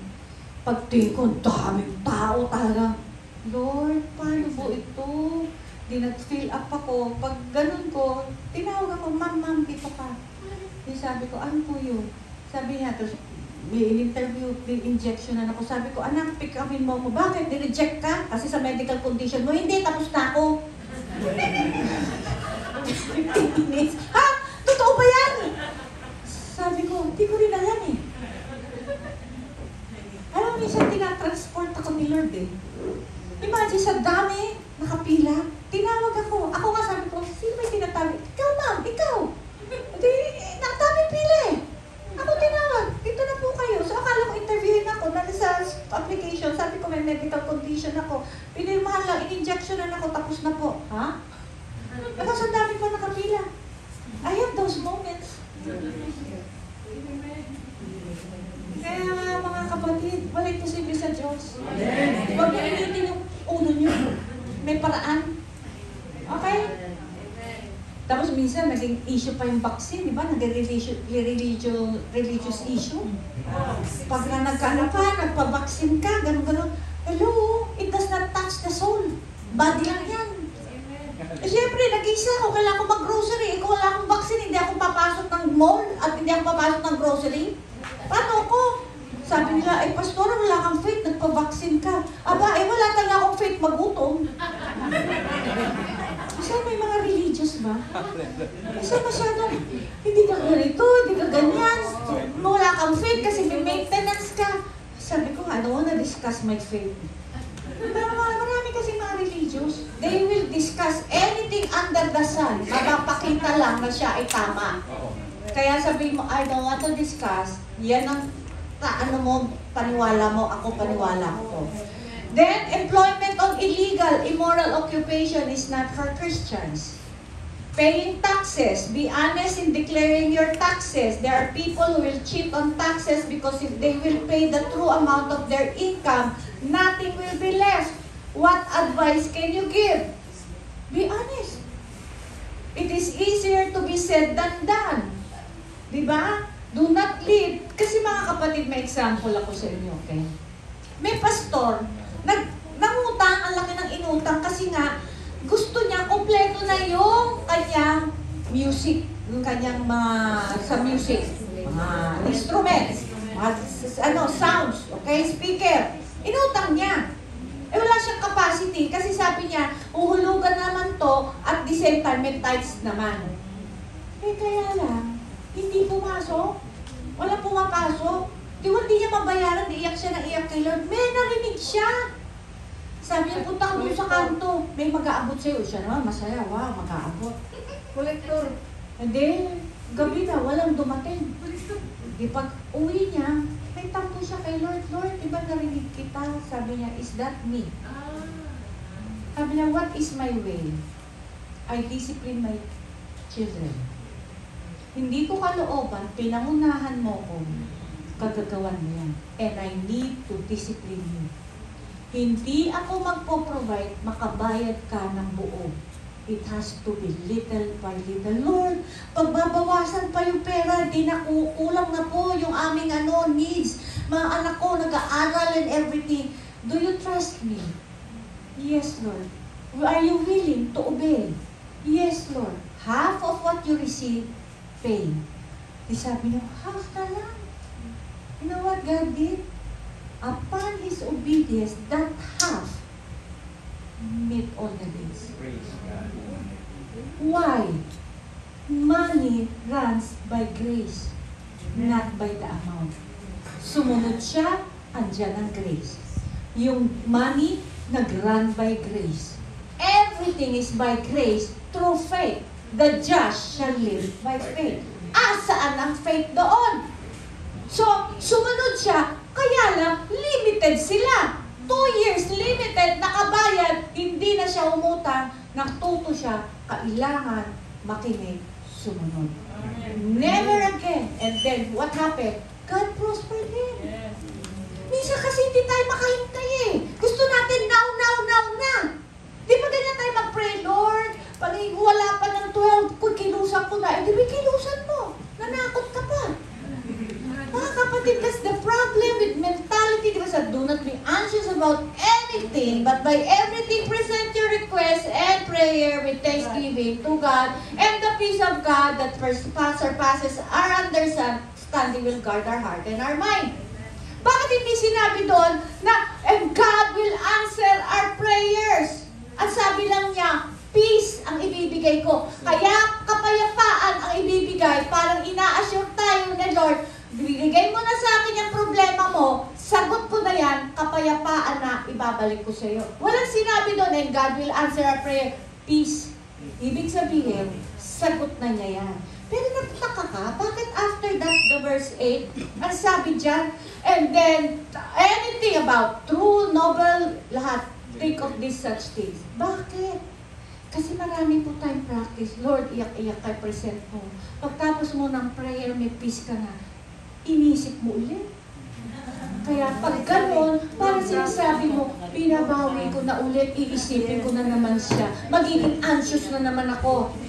Parang sinasabi, i-put your mind on things above, what is above, that God is able, more than able. If you believe that, then God will move. Kasi sabi nga sa 2 Chronicles 16, the eyes of the Lord run to and fro to seek those whose heart to present Himself powerful, mighty, to those whose hearts are focused on Him. Amen. Imagine mga kapatid, umiikot pala yung mata ng Diyos para magpahayag ng kapangyarihan sa mga may pusong nakatuon sa Kanya. Kaya pag ang puso mo sa lahat ng problema mo nakatuon sa Kanya, magpapahayag yan ng kapangyarihan. Kaya lang hindi nagpapahayag dahil tayo minsan sa problema natin, iniisip na natin paano niya sasagutin ang ating problema. Lord, kailangan ganito mo sagutin. Sabi ni Lord, marunong ka pa pala sa akin eh. Example, okay? One time, I had to leave for a mission travel. Sabi ko, Lord, approve mo to. Approve! Kasi sabi ko, Lord, gastos ko dito 70,000. Sabi ko, wow, malaki-laki to, Lord. 70,000. So sabi ko, Lord, will you approve this? Yes. Okay, approve! Set na, gawa ng flyers, lahat. Pumasok, 5,000. Sabi ko, hala, ba't 5,000? Sabi ko, Lord, mali yata yung pagkaintindi ko sa'yo, pagkarinig ko sa'yo, hindi na ako sutuloy, 5,000 na yung pumasok. Sabi niya, bakit? Aalis ka na ba? Hindi pa. Ba't ka nagmamadali? So, sabi ko, kasi ang mindset ko, yung 70, kaya nakadeposit Lord. Hindi yun ang ginawa ni Lord, 5,000 muna. Bakit? Tinitingnan niya yung faith ko, yung trust ko. Sige Lord, 5,000. After a week, 5,000. Hanggang nakita ko, by the time na paalis ako, kulang pa rin. Sabi ko, Lord ikaw, sabi mo umuo ka rito Alam mo yun, umpisa ko pala. And finally, natugunan. Sometimes we miss the miracle of God because we thought He will answer us the way we envision it. Remove your imagination and let God, trust God with all your understanding. Sabi nga, do not lean on your own understanding. Trust God with all your heart. Huwag niyo kasi imagine na ganito siya sasagot. Minsan hindi. Minsan nga meron akong, dati nasanay ako, sasagutin niya ako bago ako umalis. Meron na, kompleto na yung provision. May one time dumating, wala talaga. So sabi ko, ay cancel ko na lang, wala. Kaya lang nawawala yung peace. Di ba ang peace is an umpire?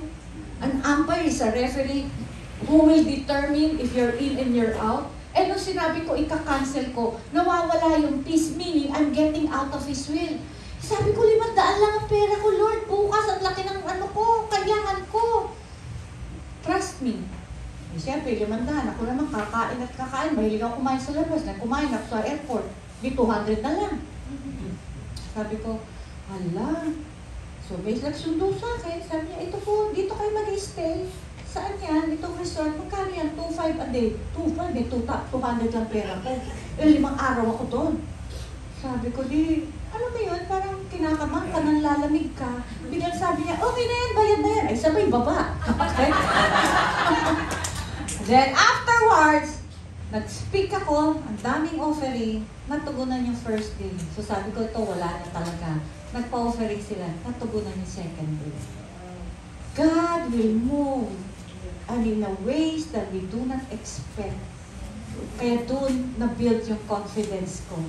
Alam mo mga kapatid, ang Diyos, He will continue to enlarge your faith. Pag komportable ka na sa level 1 ng faith mo, He will allow difficulty to enlarge para level 2 ang faith, level 3. Kaya every difficulty means promotion.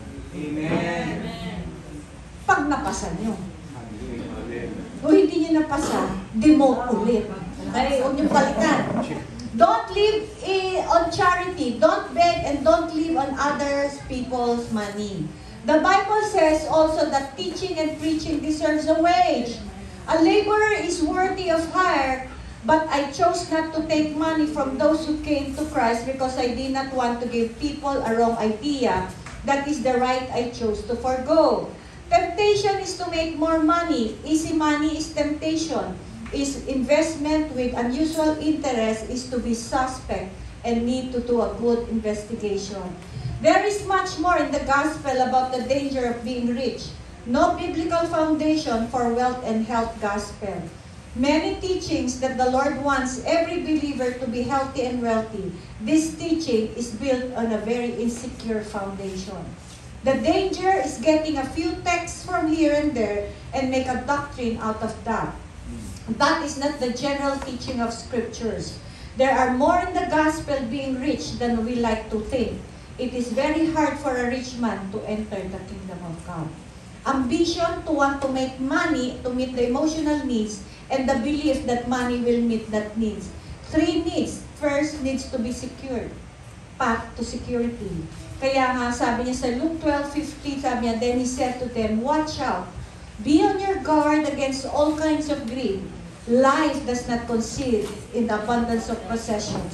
And he told them that this parable, the ground of a certain rich man yielded an abundant harvest. He thought to himself, what shall I do? I have no place to store my crops. Then he said, this is what I will do. I will tear down my barns and build bigger ones, and there I will store my surplus grain. And I'll say to myself, you have plenty of grain laid up for many years. Take life easy, eat, drink, and be merry. But God said to him, you fool, this very night your life will be demanded from you. Then who will get what you have prepared? According to Jesus, he is a fool. The more you have, the more energy and time to keep it. The more you have, the more you are afraid to losing it. The more you have, the more you want. The need to be esteemed, build up reputation so others would look up to him. That's why a lot of people wants more. It is basically an inferiority complex. The word comes from how much money you make. This is true even in Christian circle. Kaya nga, wag po tayo mag-aim ng more. Alam mo, one time, sabi ko, Lord, can I ask for a SUV? Yeah. Walang masama humingi eh. So sabi niya, are you willing to drive? Again. So sabi ko, i-analyze mo. If you want it, I'll give it to you. Can you still drive? Pagod ka na. Sabi ko, ayaw nga, pagod na ako. Sige, wag na lang, Lord. Then what? I'm living in a condo na, ano siya, tawag nito, studio. So, ang mom ko, ang daming binibigay na clothes. Dami-dami kong clothes. Nakalagay na lang sa eco bag. Kasi hindi na kasya. Sabi ko, Lord, nagbubuluhan na po ako sa condo ko kasi ang daming stuff. And it's still giving away. Still ang dami kasi ang dami nagbibigay. So, sabi ni Lord, I'll give you a bigger condo. Wait. Lord, hindi ko ripot ang tatay natin. It is coming from a need. Hindi naman dahil, gusto ko ng malaki kasi pasikat. No. Nahirapan na ako eh. Ang dami kong maleta. Ilang maleta ko? Nakahilera yung maleta ko. Kaya minsan sabi ng kapatid ko, magano ka kasi? Mag-invest ka ng ganito. Ganito sabi niya, mag-invest ka kasi sa washing machine. Di ka nagpapalaundry. Saan ko lalagay? Sasaksak tong washing machine. Ayoko na mag-invest. You know what? Nakatira kasi ako sa fully furnished. Ayaw niya mag-invest kasi yung hugutin ako ng anytime ni Lord. Parang madali na sa akin. Maleta lang bit-bit ko. Diba? Kung marami kang investment. Lifestyle ko, lagi akong hinuhugot ni Lord. Lagi akong hinuhugot. Dito ka na naman, dito ka na naman, dito ka na naman. At least sa akin, maleta lang. Diba? Kung marami ka, may microwave, may ganun. I don't. Isa na, nasira yung microwave, sabi ng sister ko. I'll buy yung microwave. Huwag na, ayoko. Hindi ko ganun. Kaya mo na. Paano ko nag-iinit? Nag-i-steam. Because I don't usually cook. Kasi nag-iisa ako. Ang hirap ko kasi magluto. Imagine, magluto ka ng kalahating kilo. 2 linggo ko yata inuubos. Ang hirap mag-isa. Kaya I order. Pero mga healthy. Okay? So, makita mo, I minimize. But if there's a need, God will honor that. Kasi akala natin hindi tayo makahingi of a better life. We can. Kasi lagi sinasabi nyo, nahirapan na ako kasi studio lang to. It's a 30 square meters. May balcony pa. So, makita natin, sabi ko, Lord, ang dami ko na pong staff and I cannot, ayusin. Sabi niya, pero may nag-dream po sa akin, talagang bibigyan ako ni Lord na bigger. So, mga kapatid, God is generous. Amen. Pag hiningi mo out of a need, ibibigay niya. Pero ako, nung naghingi ako ng SUV, kasi sabi ko, nahirapan ako, minsan nagbubook ng Grab, sabi niya, can you still drive? So, ina-analyze ko, alam mo, traffic sa EDSA. Ang tindi. Kaya mo ba yan? Sabi ko, ayoko na. Ayoko na. Kung mag-hire naman ako ng driver, gastos. Mag-grab na lang ako. You see, mga kapatid, God can give it to you. Example, nagpagawa ako ng teeth. Kaya pagawa ko ng teeth. Fix kasi ito eh. So, naghahanap ako sa Makati ng dentist. Hindi ako makakuha ng appointment. Dinala ako ni Lord sa appointment ng isang dentist. Sabi ko, Lord, mukhang mahal to. Pero dito may peace ako. Diba sabi sa Isaiah 50, you will go out with joy and be led by peace. I had those. Dito ako. Alam mo itong front ko na ilang piraso lang yan. In-estimate na 135,000. So, umalis ako. Nakatingin ako sa langit naglalakad. Ang mahal. Ang mahal, Lord. Wala ako niyan. Alam mo sabi ni Lord sa akin, go. Get it. Sabi niya, am I not a father who can give you the best? Go for it. Mga kapatid, minsan, hindi namimiss natin yung best kasi tingin natin sa tatay natin kuripot. Minsan merong may nagpapakounsel sa akin, Pastora, pinalilipat na kami. Ang mahal ng rent. Eh kung yan ang direction ni Lord, doon ka, kahit mahal ang rent. Kung yan naman ang gusto ni Lord, sagot niya ni Lord. Bakit nagpupumilit ka sa maliit, ibinibigyan ka ng malaki? Minsan religious tayo eh. Minsan galing lang sa pagkakuripot mo yan eh, yung perspective mo sa Diyos. Sabi ni Lord, if you can give all to my kingdom, how can I not give you the best? Tama. Kaya minsan, pag marami ng sira sa bahay, lahat, marami ng kaaway, lahat, ibig sabihin, inaalis ka na doon. Tapos binigyan ka, ang mahal. Sabi nila, dito ka, ang mahal. Oh, sige again. Mga kapatid, mabuti ang Diyos natin. Huwag kayong matakot, i-promote din kayo sa pamumuhay mo.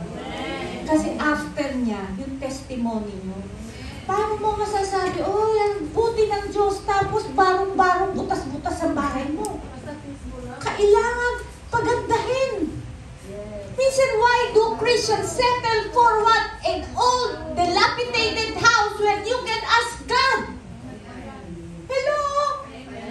Kami nga yung church namin, ang ganda-ganda. Pero wala naman kami pera. Bakit? Eh sabi ko, Lord, kilala mo ako. Gusto ko laging maganda. Lagi binigyan ako ng maganda. Oh, dapat specific. Yes. Ngayon, isettle ka ng cheap. Hindi mo kilala Diyos mo. God gives you the best, not out of greed, because for His glory. Motibo kasi ang unang-unang tignan. Mga kapatid, don't settle for anything less because that's an insult to God. Bakit maraming mga Kristiyano, they settle for anything less than what God has for them? Maybe because you have no relationship with your Father. I have a relationship, I know ano yung limitation niya, ano yung pwede. Kaya pag sinabi niya, go for it, okay, I'll go for it. Bayad yun. Cash yun.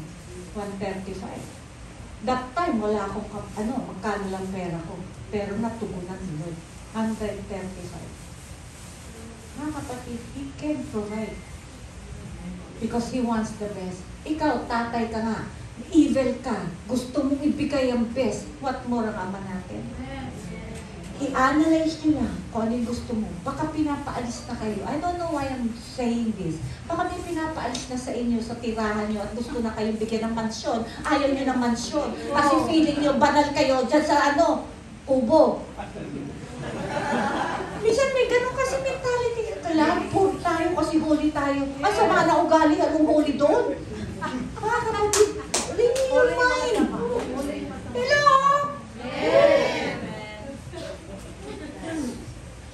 Ewan ko, bakit ko nasabi to? Merong ina-address dito. All this, hindi ko sinasabi to sa iba, ha? Sa inyo lang. All these ambitions soon fade and become an addiction. If you have started living to make money, fall into this condition, it won't be long before you cannot stop and become an obsession. Forbidden by God, covetousness and greed. The opposite of greed is contentment, which comes from gratitude. Kaya nga sabi dyan, I can do all things I can manage with my income, my pension, my allowance. If we believe God will supply all our needs, then learn to accept that what we don't have now, we don't need now. The amassing of money and a personal pursuit of lavish lifestyle in ministry are the alarm bells of a love for the world. Be careful when money becomes your God. Kaya nga, it's not between God and Satan, but God and Mammon. God's idea for sufficiency for His people is to share and not keep. We are not made to be cisterns to keep, but channels to give. Spending, learn to control. Mortgage is not debt if you pay it back on agreed terms. It comes a debt if you don't pay it back. Then, wag po tayo abusado sa credit card. To make provisions for the future is not wrong. Tithing, the biggest problem with tithing is you think that the 90% belongs to you. In the Old Testament, the Jews give 25. In the New, it is our responsibility. The more we love God, the more we give. We cannot give anything to God because He does not need anything from us. Where your treasure is, that's where your heart is.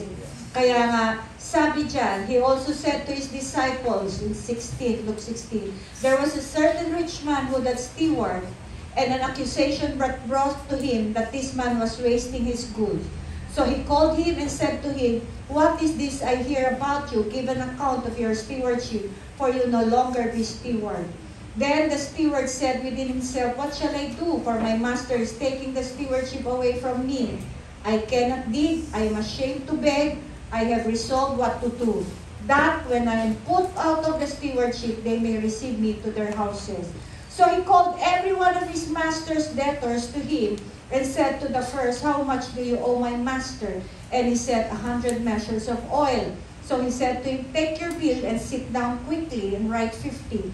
Then he said to another, how much do you owe? He said, 100 measures of wheat. And he said to him, take your bill and write 80. So the master commended and the unjust steward because he had dealt shrewdly. For the sons of this world are more shrewd in their generation than the sons of light. Why commend this shrewd manager? He was thinking of the future than the present. He was more concerned with people than things. Jesus was using the bad man to teach good people something that they should do. Invest beyond the grave.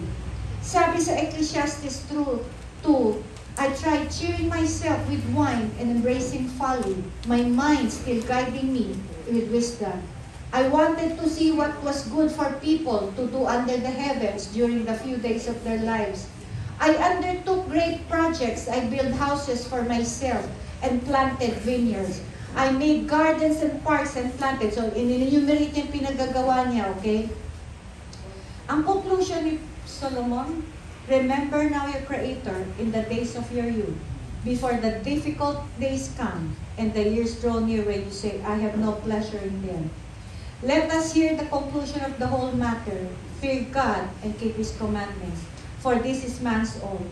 For God will bring every work into judgment, including every secret thing, whether good or evil. The destiny of God in your life, be wise in managing your money. Glorify God in your life. Mga kapatid, with these two, I believe you have received so much revelation. Nasa inyo na lang po ang desisyon at pagpili. I've done my part, do your part. Isa lang po, kung gusto niyo akong gayahin, I always have intimacy with God. Seek God first, and then obey Him. When you receive a revelation, sumunod kayo, then that will be the start of a new life with Him. Mga kapatid, I pray that all this will help you. Critical po ang October. Dahil the last quarter. Every first month of the first quarter, the Holy Spirit is moving. Keep up.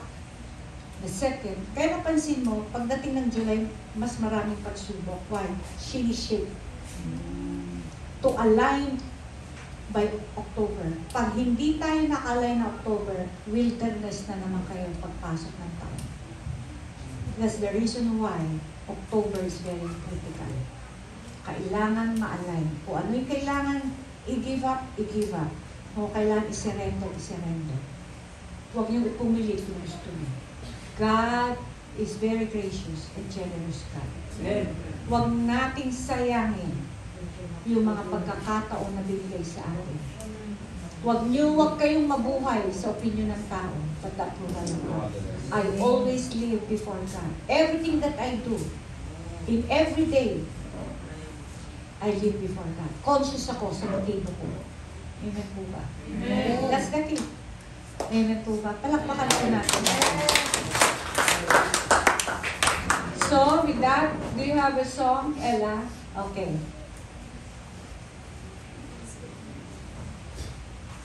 Let's end it in worship. And with this, I just want to thank everyone for the opportunity to minister to you.